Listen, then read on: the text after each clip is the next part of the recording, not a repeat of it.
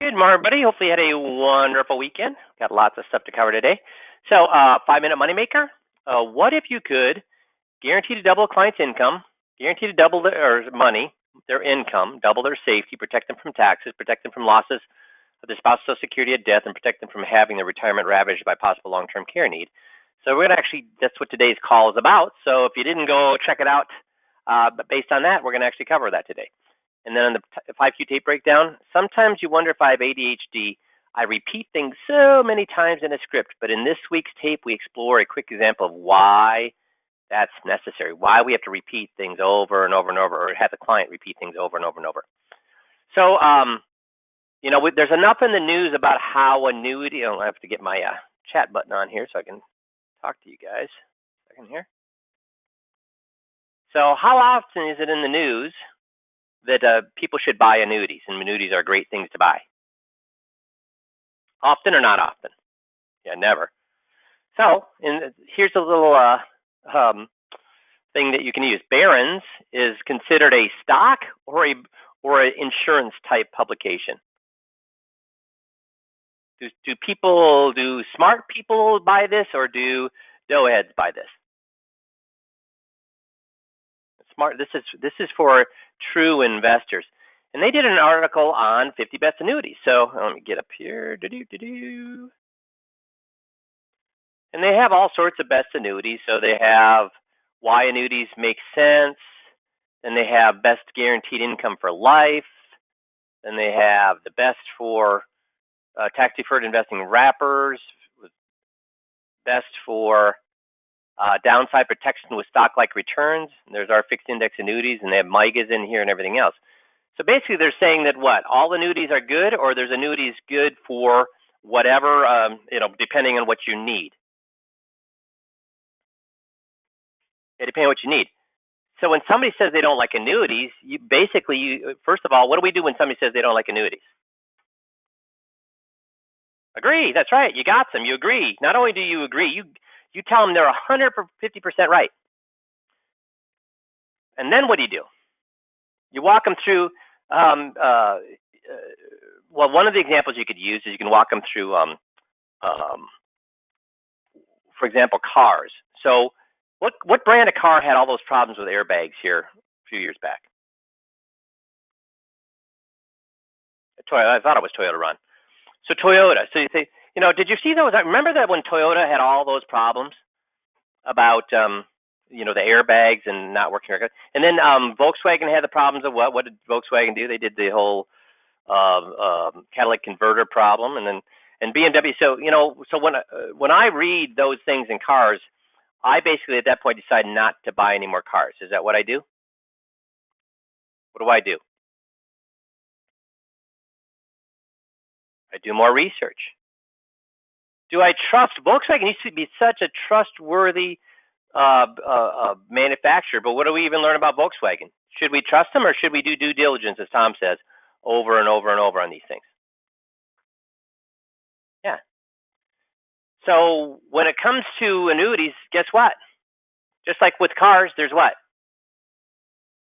Good ones, and there's bad ones. There's also annuities that are, when you talk about vehicles, are a truck, a minivan, and a sports car, are they the same? Are they completely? Yeah, they all have what? They all have a 4 wheels, steering wheel, engine, and they get you from one place to another. So they're all the same, right? But do they actually perform different tasks? Very different needs, right? So when a magazine says that annuities are bad, are they saying the truck's bad, the minivan's bad, the sports car's bad, or all vehicles are bad? What are they saying? All vehicles. Which is do they understand what they're talking about then if they say 100% of these things are bad? No. So how many types of annuities? There's thousands. There's probably 5,000, 10,000 different annuities out there. Do you think they're all bad, or you think there's some good ones or there's some bad ones? No, there's good ones and bad ones. So what we want to do is what? Decide whether you need a truck a minivan or a sports car. Because if you bought a sports car and you needed to haul around 4 kids, that would be a smart purchase or a bad purchase? Be a bad purchase. So what we want to do is find the right annuity. Then once you find the right minivan, are there different classifications of minivans? You know, even in minivans, there's SUVs and minivans because they both transport people, right? And is a Bentley SUV the same as a Chrysler minivan? No, but they're both what? They're both designed to haul people around, lots of people around. Now, can I ask you a question? If you could get the Bentley SUV for the same price as the Chrysler, would you do that? Yeah. So guess what I do for you as your advisor? Because these annuities that I work with, the reason I do so much research out going through thousands of annuities is because they don't charge you more. They don't charge you more because none of them are charging you. But what will happen is the quality of that annuity, just like the quality of the car, is going to be different. So do we want the annuity with the highest quality, or do we want the annuity with the lowest quality if we're going to pay the same? Yeah, the highest quality. So that's why I chose these. But I will tell you, when I read an article that the annuities are bad, when I read them, generally, if they peg one type of annuity, you know what? They're probably right because they're only looking at that what? The Chrysler minivan being charging the same as the Bentley, or are they looking at all vehicles as being bad? If they're looking at only one annuity, I'm not going to argue with that. They probably did find an annuity that was bad. But when they find one that's bad, does that mean all of them are bad?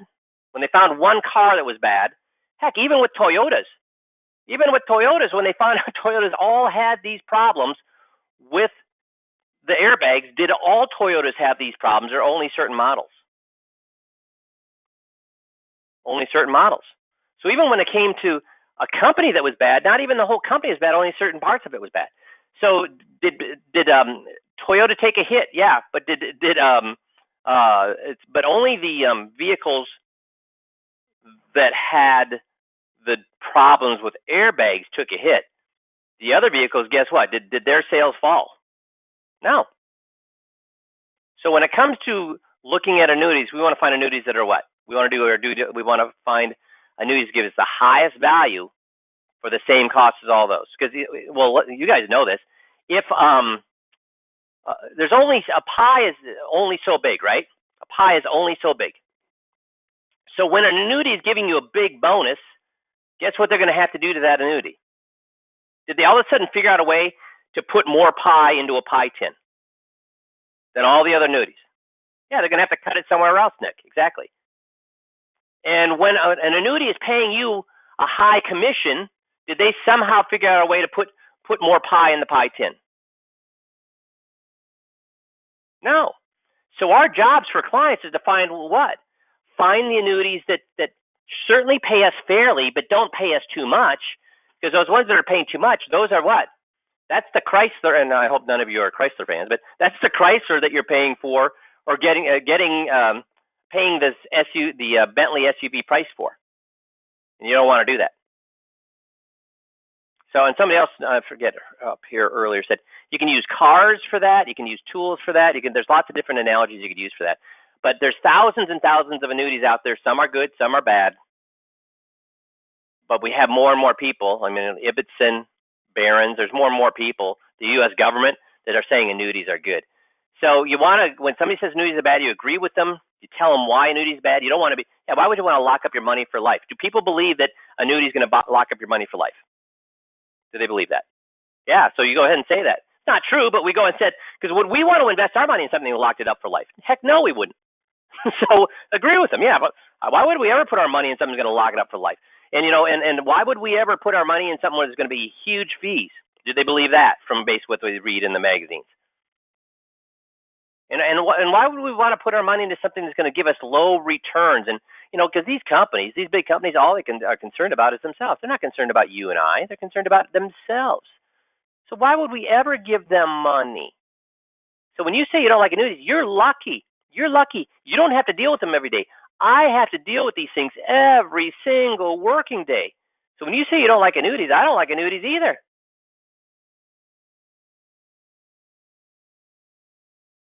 So what do they know about me at that point? I'm going to argue with them, or I'm totally on their side. Oh, we have a question. What if they ask you, what do you think about annuities? What I would say is, what I think about annuities is what I think about every type of investment. What do I think about every type of investment? Pros and cons. Some good, some bad. Some appropriate, some not appropriate. There's no one size fits all. So I guess my opinion on annuities is the same opinion I have on stocks, bonds, real estate investment, unit and mutual funds, money managers, hedge funds. My opinion on annuities is the exact same as all of those things. Because really, if somebody asks me my opinion on annuities, does everybody belong in an annuity? No. So I'm not going to give them an opinion, because any opinion would be what? If they ask me too early in the experience, any opinion would be what? Wrong, bad. Make sense? So this is an article from Barron's that actually gives us a good little push on or a little agreement that annuities are not so bad. Let me go back here. We've now, over the last year, seen interest rates go up. And what have I been yelling about for the last 4 years? That when interest rates go up, well, actually for the last 20 years, but we've been at 50-year lows with interest rates. Now what's happening? Well, guess what? 7 to 10-year bonds down 6%. I thought we told our clients that bonds were safe. Are bonds safe when they lose 6% of their value? Are bonds safe when they're losing 9, almost 10% of their value? And guys, are most people buying individual bonds, or are they buying bond funds? Most people we work with, they buy bond funds. So once they lose this money, when will they ever get this back? Guys, once they lose this money, when will they ever go get it back? Never, or until interest rates start going down again. Because when this goes down and people start pulling their money out, they've locked in this loss. Because bond funds don't have maturities. So guys, if you still, and have we seen a rapid rise in interest rates? No, we ain't seen nothing yet, guys. So if you got money in bonds, you need to what? Get it out. And where does it belong? Where does your bond money belong? In FIAs. So guys, you're going to get killed with this. You're going to get killed with this, because people aren't buying bonds for yield.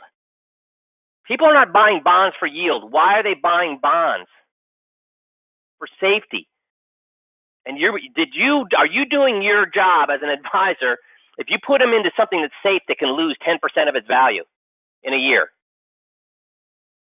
So start doing the right thing for your clients. And here's why.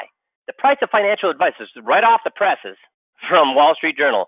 The price of financial advice is finally falling as the rest of Wall Street cuts all kinds of things like fees, race to zero, because we talked about that, right? Fidelity and Vanguard have zero cost ETFs now and index bond funds. Financial advisors have been the exception. That is changing. What's happening to the price we can charge people? It's going down. And when you're charging people and they've asked you to put some of their money into safe things and it's going down, guess what? You're charging way too much.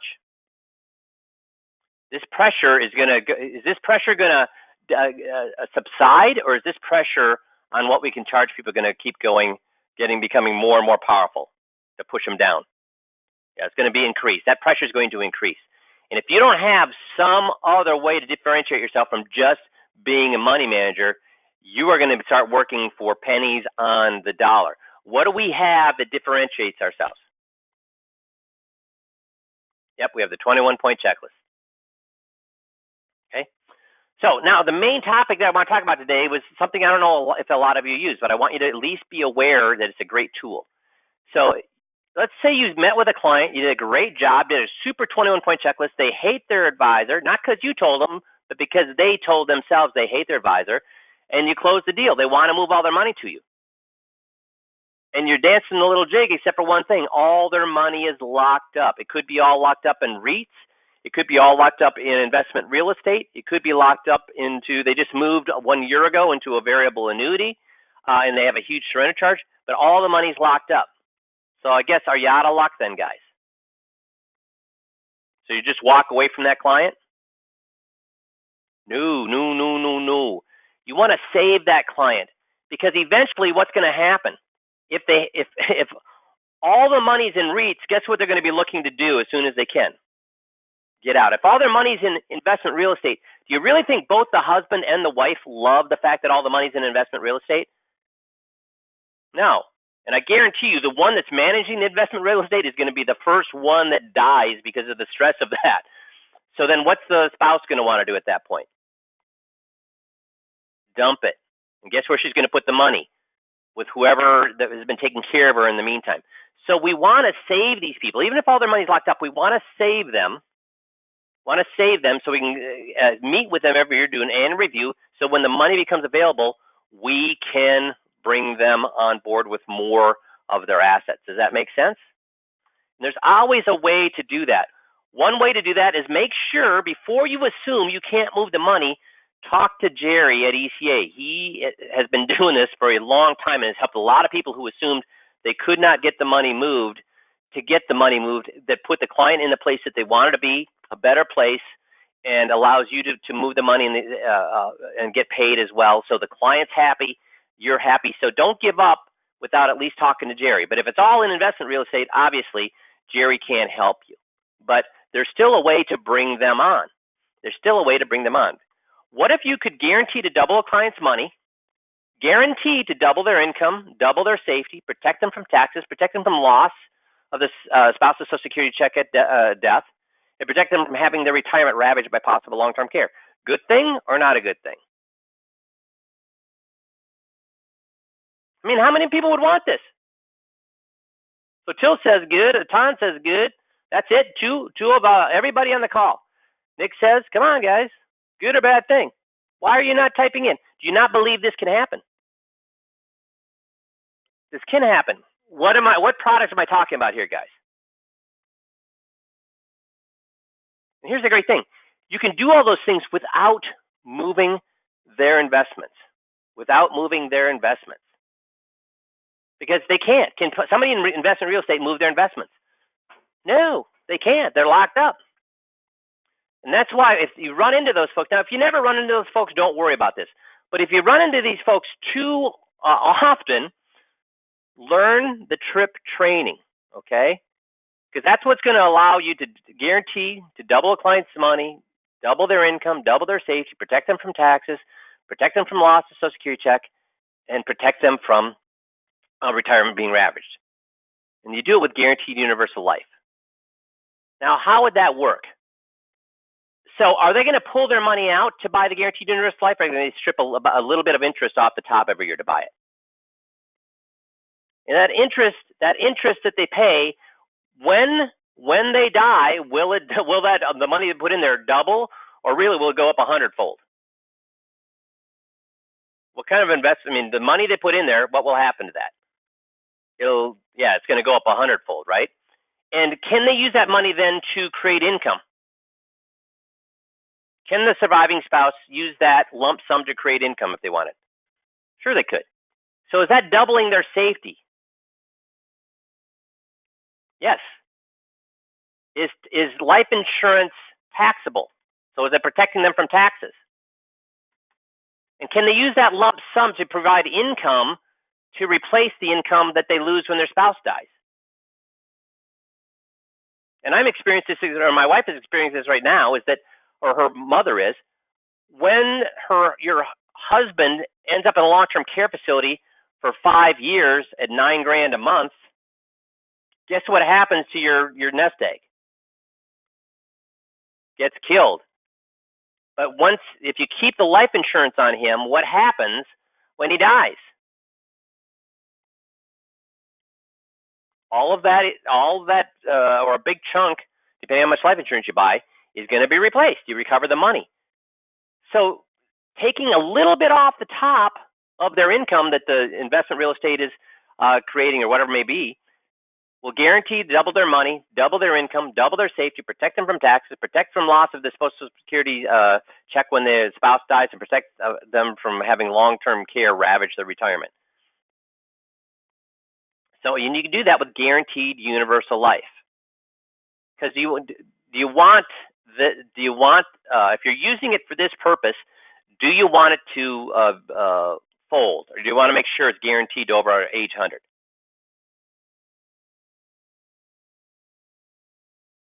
Yeah, you want it guaranteed. So the TRiiP presentation stimulates the 6 stimuli of the old brain, the reptilian brain. It's all about self-centered, because who do we care about the most? Ourselves. It talks about contrast. It uses contrast. It uses tangible output, so they can actually feel what's happening. It has a beginning and an end. It uses visual stimuli, and it uses emotion. It uses all 6 of these things. So it's a great presentation to use when this happens. So do people always want to do what's best for them? You gosh darn it, the financial advisors know this better than anybody. Do people really want to always do what's best for them? No, they don't. So when you tell somebody who's retired, or ask somebody who's retired, do they want more life insurance, what do they say?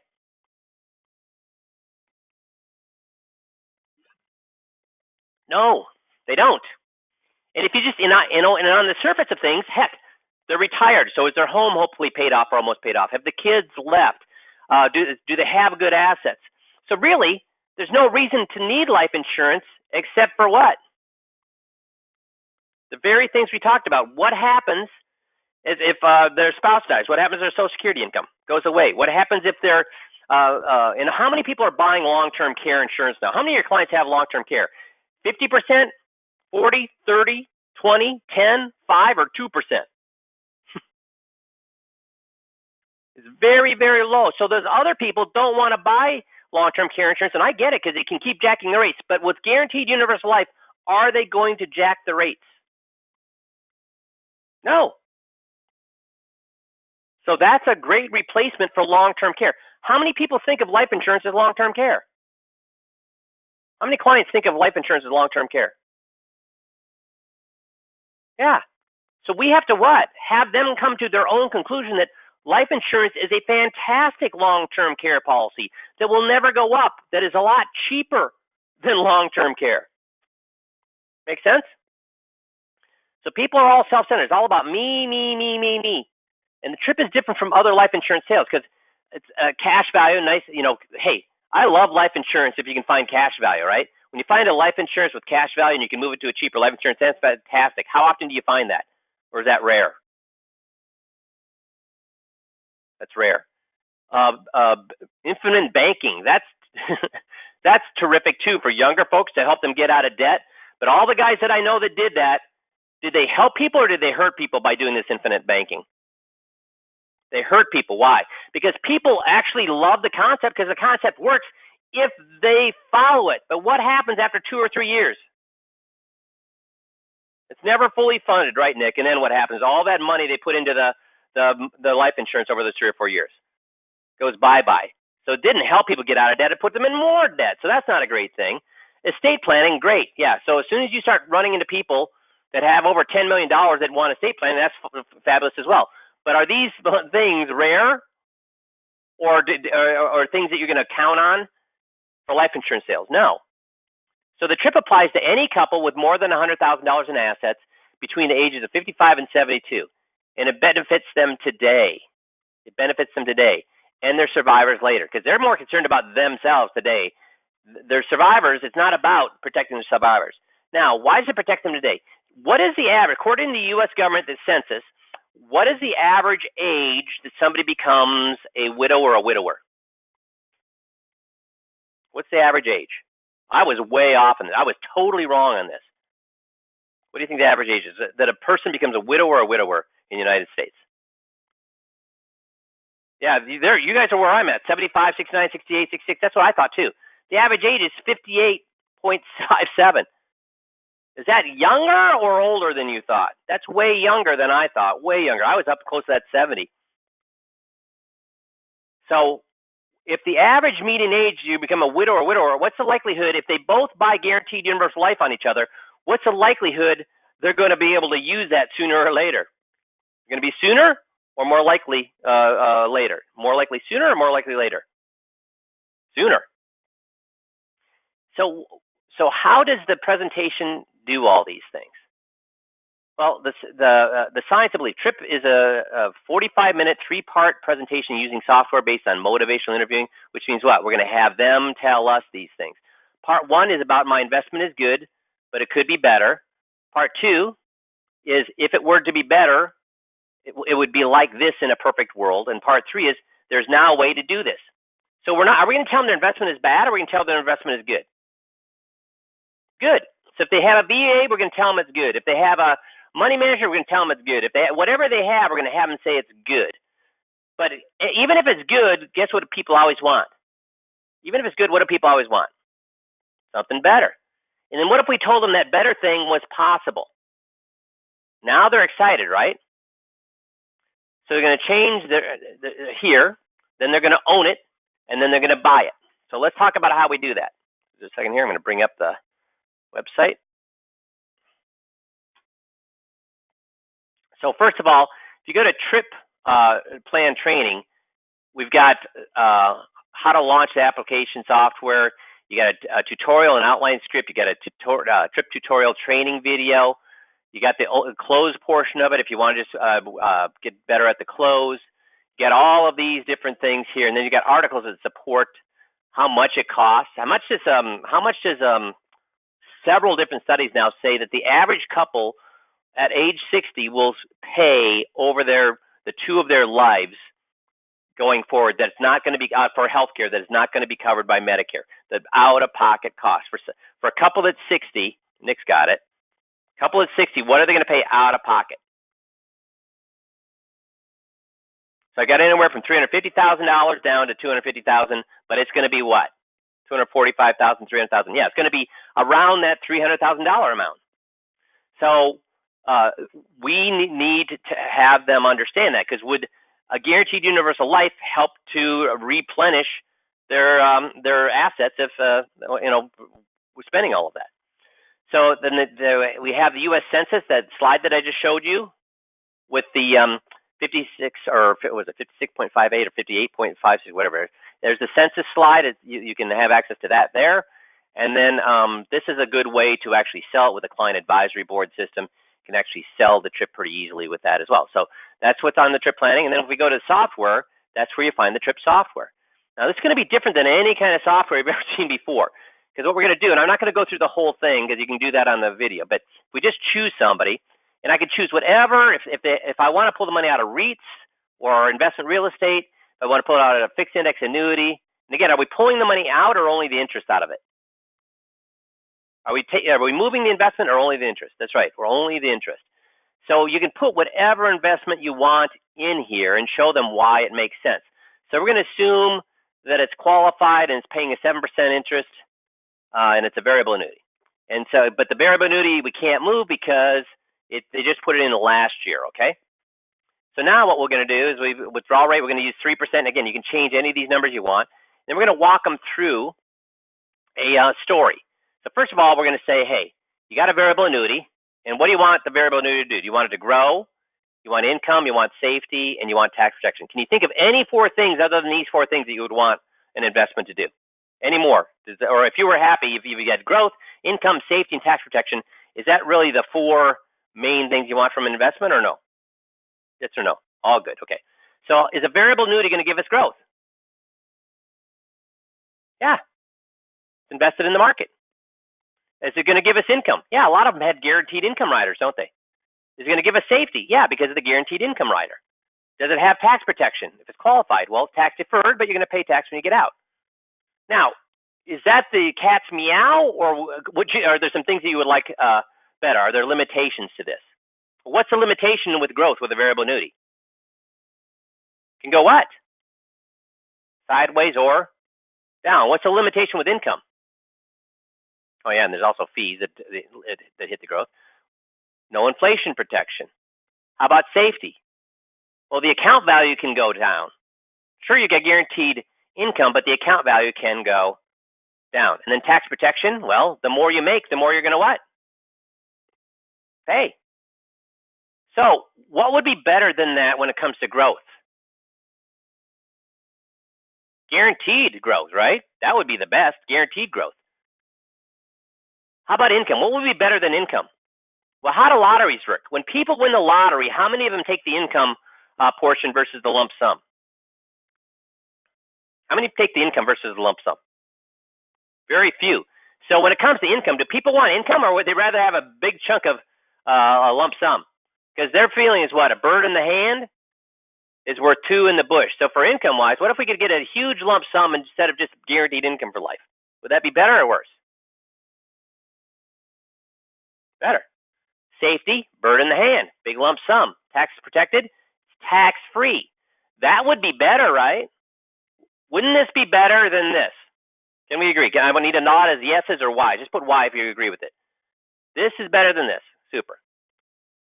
Well, what would be best though? This is better. What would be best? What if we could get market growth and guaranteed growth? What if we get both of those? Now we've got something what? Even better. What if we had guaranteed income plus an additional lump sum? So here's what we're talking about with that. With guaranteed universal life, when one dies, you can turn that into what?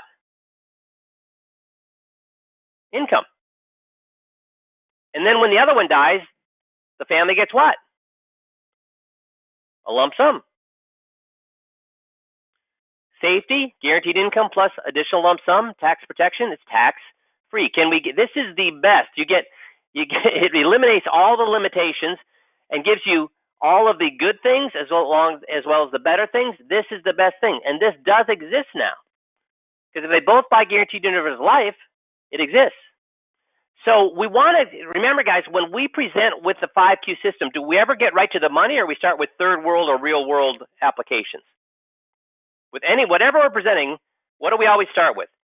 Real world. Because when we start with real world applications, they say, yeah, that makes sense. That makes sense. So when they say that makes sense in the real world, when we get to the money, guess what they can't say? Well, that makes sense for everything in the world, but it doesn't make sense for me. So I'm not going to go through the whole presentation, but just to give you an idea that we start with two boats. And how many presentations have you seen that have a little pictorial like this? So we're going to say there's two boats, boat A, boat B. And they're going to go on a trip down a long river. And they don't know when the trip is going to end. Guys, retirement. Do we know when our retirement trip is going to end? So you're going to see this is we're going to go through the real life, and then we're going to circle back with the two boats, and then put in their money with the two boats. So we're going to do it with going down a river, a trip down a river, and then we're going to go. Then after we do that and get them to answer all those questions, we're going to go reverse back, and then we're going to get them to say how they would use all their money as well. Does that make sense? But I'm going to kind of combine. It's actually two separate. There's a presentation, first part of the presentation, the second part of the presentation, but just for time constraints, I'm going to kind of combine the two of them so you can see what we're doing. Make sense? Or is anybody confused in what I'm saying there?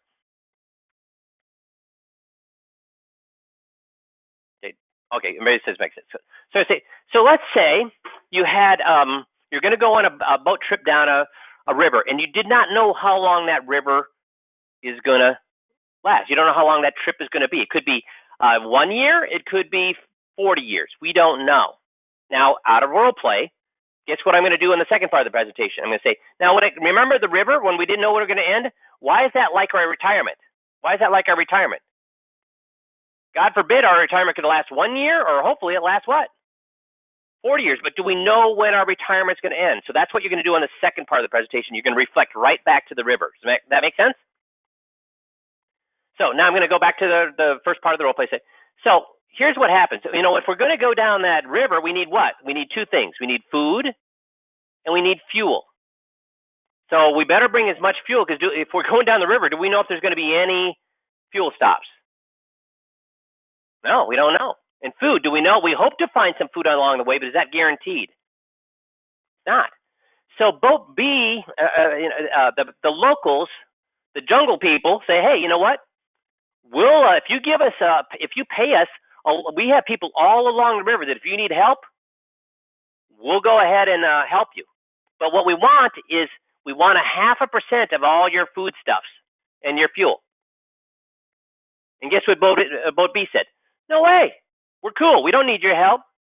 But when the locals approached boat Captain A and says, hey, all we ask is you give us 0.5% of what you're making every month, 0.5% of what you're making every month. And then if you ever need food, if you ever need fuel, you ever need medical help, we will help you. And the boat captain A says, yeah, that seems like a good deal. Now, what would you, if you were boat captain A, what would you say? Would you be boat captain A or boat captain B? If you didn't know how long you're going to go down that river, where it was going to end, where the fuel was, where the food was, what would you do? Yeah, it seems reasonable, doesn't it? So they take off on the trip. And along the way, guess what? They're finding fish, they're finding berries, they're finding fruit. So they find additional food each month. So what happens to boat B's food supply? Grows. What happens to the boat A's food supply? It grows, but it grows what? Still going up, but it's just going up 0.5% slower than what's happening over here. But are either one of the boat captains or any the passengers are passengers on boat B and boat A? Are passengers on boat B happier than boat A, or are they both happy? Are the passengers on boat A saying, gosh, I'm 0.5% less happy because some of our food keeps getting more and more and more, but we're losing 0.5%? Or do they even care about that? They don't even care about it, right? So they continue down the little trip, and then someone gets sick or hurt. And boy, when somebody gets sick or hurt, what does everybody in the boat want to happen? For that person, and again, I'm going fast through this script. The script is a little bit more in detail because do you want to tell them this, or do they need to be telling you this? They need to be telling you. So when somebody is sick and needs immediate attention or they're going to die, what's everybody in the boat say? Too bad, throw them overboard, or do they want to get them help? They want to get them help. So they go to the locals and say, we need help with this, people. Can you help us? And remember what they told the locals before, right? Jump in a lake. So the locals said, you didn't take our deal, so if you want our help, you need to give us half of your food supplies for health assistance. What are they going to be forced to do? Got two choices. Give them half the food supply or throw the person overboard. How many people are going to have the guts or the callousness or the non-care to throw somebody overboard if they're sick? How about if it was your spouse? Would you throw them overboard? Yeah. Now, with boat A, though, what's going to happen with boat A if somebody gets sick? What was the agreement with the natives? They're going to help. And what's it going to cost? Nothing, because they've already paid for it, right? So now, would you rather be in boat A or boat B at this point? Boat A, yeah. Now they go down, and they hit a rock, and they lose fuel. Now, when they lose a third to half of their fuel, and they go to the natives, and what's the natives say? We're not going to help you because you said what? You didn't want our help. So if you want more fuel, we're going to charge you out the wazoo, or you're going to just have to float down the river and hope for the best. Now, what's boat A? What do the locals say? Sure, and they refuel. So do you see this? I won't go through the whole thing and bore the heck out of you, but it goes through the river of all the things that can happen. So will most people, hopefully, will most people's investments continue to go up? Is that the plan? Yes. So if that's the plan, will either one of these be hurt? Boat A or boat B? No. Can we need long-term care? Yes.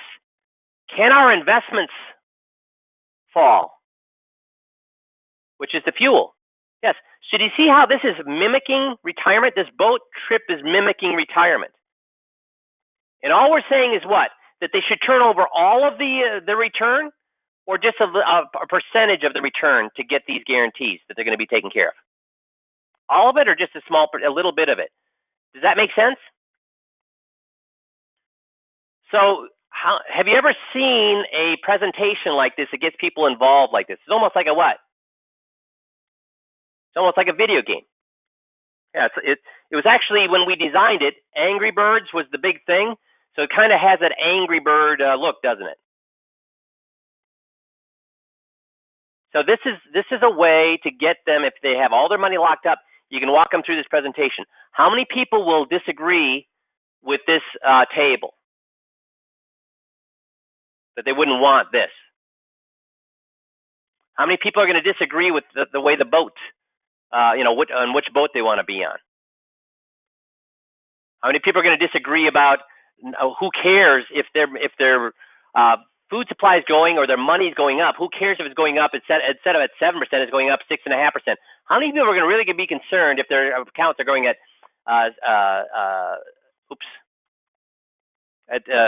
less or 7%, instead of 7%, it's going up 6.5% or going up 6%? Anybody going to really care about that?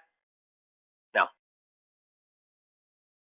And then how many people would like to have help if they needed long-term care, or make sure that their provisions were restocked if they hurt? So do you see how this is going to it just mimics how their retirement is? How many, if they lose a big chunk of their assets, would like that replaced with the life insurance? All of them would. So a lot of guys don't realize that this is available, and I want to make sure that you at least know that that is in your tool chest. And if you ever need it, go back. You don't need to memorize this now, but you should go back and learn it. And just from what I've gone through, is it really that difficult to go through that, do you think? No, it's basically talking about a story, right? Just walking them through a story. So it's very, very simple. I wouldn't go learn it now, but if you ever run into somebody who's all their money's locked up, then first of all, we do what? If all the money's, we think all the money's locked up, first call we make is what? To Jerry. Yep. First thing we do is call Jerry. And then if it's truly locked up and we can't get it, then we will, if we're registered rep, then we're going to try to move the accounts over to us, right? Because if they're fixed index annuities, guess what you're going to do? Become their agent of record. So if you're a registered rep and they have securities, you're going to become their agent of record. If they have fixed index annuities in your insurance, you're going to become the agent of record on their fixed stuff. And then with the rest of the stuff that you can't move, you're going to do what? Come look at the TRiiP and see if you can get a case to work. Now, will this work with a single person?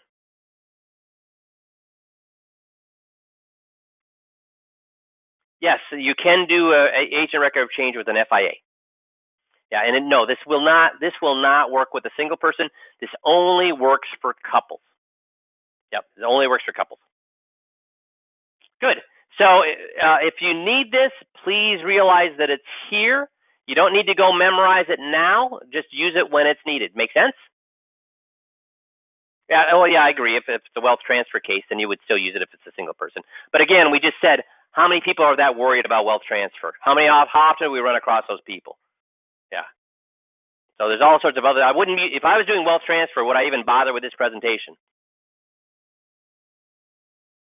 No. So this presentation is for couples that have all their money locked up. So I didn't want to bore you by going through the whole presentation because it's only needed when you need it. Make sense? Coolio. So any questions, concerns? Super duper. Well, then you guys have a wonderful rest of the week, and we'll talk to you all next Monday. Thanks, everybody.